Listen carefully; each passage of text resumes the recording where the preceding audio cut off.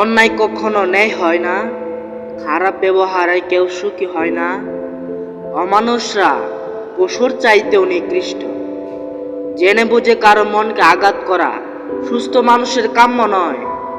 কাউকে তুচ্ছ মনে কইরো না, নইলে তুমিও বৃদ্ধকালে আত্মসম্মান হারাবে।